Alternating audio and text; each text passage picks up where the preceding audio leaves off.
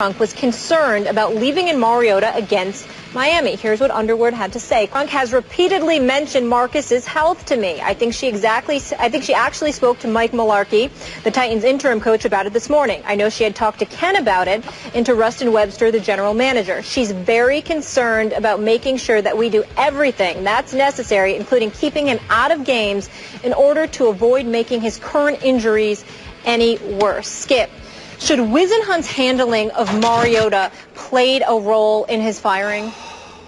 No. Stephen A., if it did, and I cannot defend Ken Whisenhunt in the big picture, but if this was the reason that he was fired, it's just flat out wrong. Now, if you want to look at his record as Titans head coach, which is 3-20, you got me there.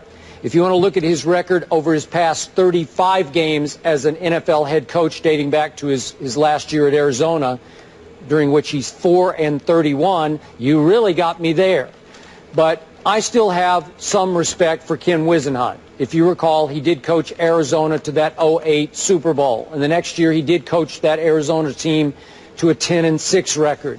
I still have enough respect for him in his handling of quarterbacks, despite the tweet from Matt Leinart ripping him yesterday.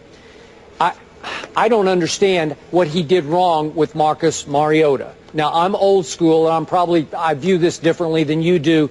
If I can recollect our debate about how RG3 was handled or mishandled by Mike Shanahan during that playoff game in Washington, in which RG3 was hurt. Marcus Mariota, I thought, was protected well enough. Remember that opener against Jameis at Tampa? It was dinks and dunks. It was a lot of three-step drops, bang, bang, lots of yards after catch. He was 13 of 15 for 209 and 4 touchdowns, which were mostly yards after catch touchdowns. And he has been sacked some, but not a dangerous amount of sacks. And after he took the shot from Olivier, you know, he goes in the locker room at halftime. He puts a brace on. He went back out. I get that. He finished with 4 turnovers in that game, but that was a leadership moment for him. That was a moment during which Marcus can win the locker room because he says, I'm going to tough it up, I'm going to suck it up, I'm going to go back out there, and I'm going to give you all I got, because he did not have, as you know, ruptured ligaments. He had a sprained knee. Now, that can be fairly serious, but not serious enough that you can't tough out the rest of that football game and help win over your team. The team isn't very good. We talk all the time about lack of supporting cast. He's got very little. As you know, I'm not the biggest Marcus Mariota fan going into the draft last year, much bigger Jameis fan, but you can't baby him. You can't overprotect him. Now, Mike Mularkey, the new interim head coach, is under orders to protect him. And I don't know, Amy Adams Strunk, obviously the daughter of the late Bud Adams, longtime owner of this franchise, and I don't know how close she is to Marcus, but maybe did she let her heart get in the way here, that he just took too much of a beating? I don't know. He obviously is their meal ticket. He is their franchise quarterback.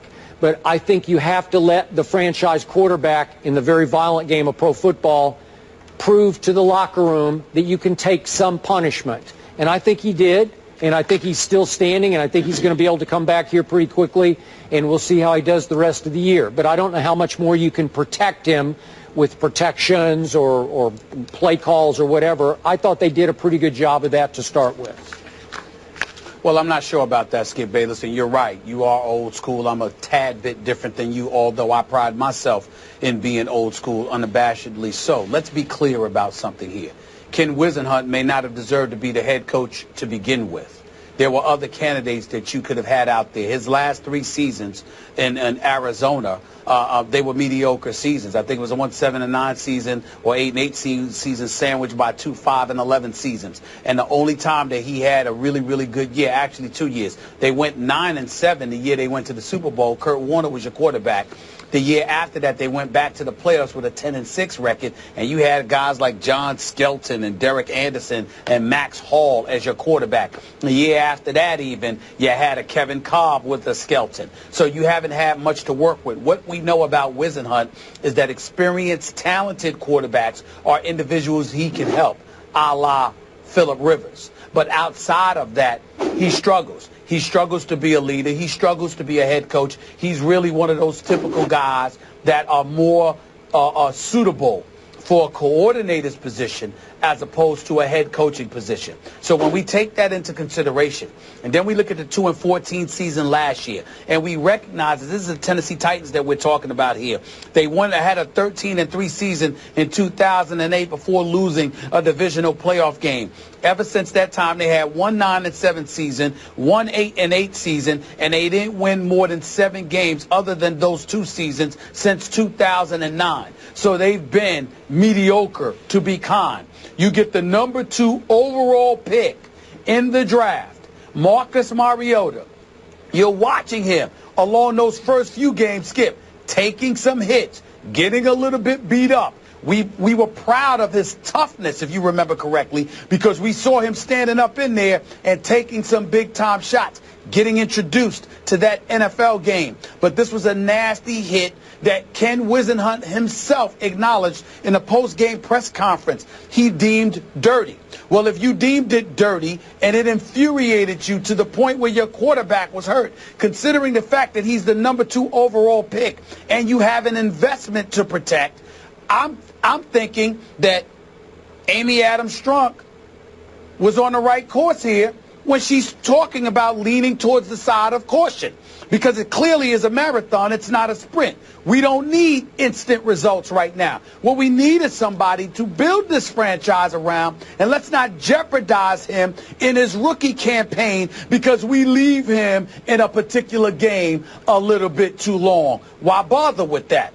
I think that makes perfect sense, especially when you're the owner, because you're thinking about the business investment. This is not some dude that's just having an effective game or is playing well for you. This is your franchise quarterback. This is the future you have staked your franchise on. He's not just somebody you need to play. He's somebody you need to market. And Ken Whisenhunt, seemingly being oblivious to that, I think errs on the side of irresponsible. To me, I'm not saying you deserve to be fired because of that. The 3-20 record in a year and a half, the 4-31 record over your last 35 games, the willingness that you, or the display that you put on that shows that maybe, just maybe, being a head coach ain't your thing. All of that plays a role in it, not just that one incident with Marcus Mariota. But if you're talking about a final straw, that's applicable. It was a final straw as far as I'm concerned. I had no problem if that is the ultimate final straw, the nail in the coffin. That can't be the only reason, but if that's the nail in the coffin, I have no problem with it whatsoever. Makes sense to me. So you're saying if the team doctor cleared Mariota at halftime to go back out with a brace on just to protect what could be a sprained knee, you would baby him to the point you'd say, no, I'm going to save you from yourself. We need to protect our young rookie franchise quarterback.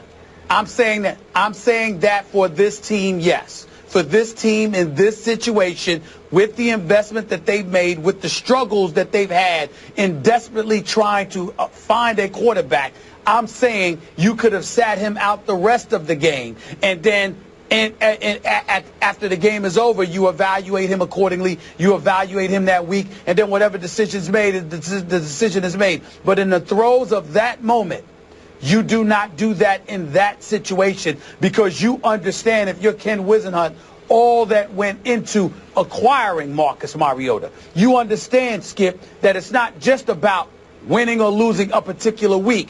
It's about the business side of it and the bigger picture. He had a very micro perspective, not a macro perspective, and that's what ultimately, I believe, should have cost him his job. Okay, but if you told me that Marcus Mariota had already proven at that point he was going to make the Pro Bowl, that he was so good that he could help save Whisenhunt's season and job potentially, then I'd say, oh, maybe Whisenhunt pushed him to play in the second half because he needed him to play selfishly. That's not going on here. The kid hasn't been that good since game 1 against Jameis, again, when he's dinking and dunking for 4 touchdowns. I'm sorry, I don't think he needed Marcus to go play for his sake. I think he wanted Marcus to play for Marcus's sake, to go show you that it's a man's game. It's not a college kid's game anymore. You got to tough it up and have a high pain threshold. If the team doctor says you're going to be okay, go play. And that's what happened. Well, first of all, I think the thing that you're confusing here, Skip, is that in no way am I saying that he just threw Marcus Mariota to the wolves or whatever. I'm saying to you, he had a responsibility to take the bigger picture into consideration, not just for himself as a coach along with the players that he's coaching, but for the organization overall, because you know what you walked into when you took the job. You were lucky to get the head coaching job. When he landed the Tennessee job, all of us were sitting here saying, why him? What was so special about him? Did you have other coaches you could go out there and get? Did you see his last couple of years in Arizona? Did you see the way he struggled with quarterbacks? When we talked about Marcus Mariota being drafted by Tennessee, one of the things we lamented was the possibility that he was going to land with Whisenhunt, because Whisenhunt's reputation wasn't that great with young quarterbacks. So all of these things were things that we were bringing up as points of discussion to engage in dialogue about prior to Marcus Mariota arriving there. Then he arrives there, and you decide that this is what you want to do when you've got an owner that's sitting there and they're using him in Nashville, Tennessee as their lone marketing commodity. And you just throw him out there, put a knee brace on. He can walk, he can backpedal, he can throw it in the pocket. Don't worry about it. I understand if you're Jay Cutler and you got an NFC Championship game on the line, but this early in this guy's career, this early in the season, you couldn't just wait and sit him out the rest of the game when you got Zach Mettenberger there and come back to him the next week. I would have been annoyed, too, if I was Amy Adams Strunk. I would have been annoyed with him. You know what? There's just a little bit of Pep Hamilton syndrome going on here, in that I feel like they needed a scapegoat. They needed a fall guy because their young quarterback, I know it's different with Andrew Luck in his fourth year, that's why I said just a little bit, but I think they thought he was going to save their world, and he's just not. I don't think he's that good. And you just look at his QBR. He had a 97 QBR at Jameis in that opener, and then he came down to 30, then 39. He had 156 against the Bills, which is okay, and then he had an 8 against the Dolphins. Well, again, he's a rookie, but I think somebody had to pay because the rookie hasn't been the godsend early on they thought he was going to be. I respectfully disagree with you there. And the reason why I say that, Skip, is because they didn't fire some underling, some offensive coordinator, and protect boys hovering above him. They fired the head coach. They sure did. What they said is, we're thinking about the vision moving forward, and you ain't the guy we want. That's what they're saying. You got Indianapolis by getting rid of Chuck Pagano. If Grigson and Pagano is still there, if Chuck Pagano and Grigson are still there, what difference does it make? You can sit there and point the finger at Pep Hamilton all you want, but it doesn't make a bit of difference if you got those other two in place. In this case, you changed at the top, which means that everybody under him is not safe. So you sent the message. This is what we're trying to do. We're not satisfied with the leadership that we have here. And the buck is supposed to stop with you, so you're going. They ain't blaming on an offensive coordinator. They ain't fired a team doctor who evaluated Marcus Mariota. They got rid of the head coach, and that's who should have been gone. I have no problem with it. None. None whatsoever. Do you still see a bright future for Marcus Mariota? I think there's potential there. I like the way he looked against Buffalo, against Indy, even though he threw 2 interceptions. I'm just looking at some of his numbers right here. He completed 81% of his passes in week 1, 60 and above percent, 61, 65, and 63% of his passes the last 3 weeks that he had played. He had 5 interceptions on the season, but he's been respectable. I think he has potential because he has wheels and he has an IQ. So it's just a matter of how much punishment he can take. Do I think he's going to be better than Jameis Winston? Hell no. But I do believe he can end up being a good quarterback on the NFL level. I do not see a bust here. I think he's got potential. Right or wrong, we know what the NFL stands for, not for long. And when a team's 1-6, last in the AFC South, you know that somebody's going to be out. And we are not certain yet if Mariota will play this Sunday. They'll be looking for their second win of the season in New Orleans. Someone who's clearly not having issues, Steph Curry. I know it's early, but he's making a case for back-to-back MVP honors, putting up MJ numbers. But can he do it against the Clippers tonight? We'll get into that game next.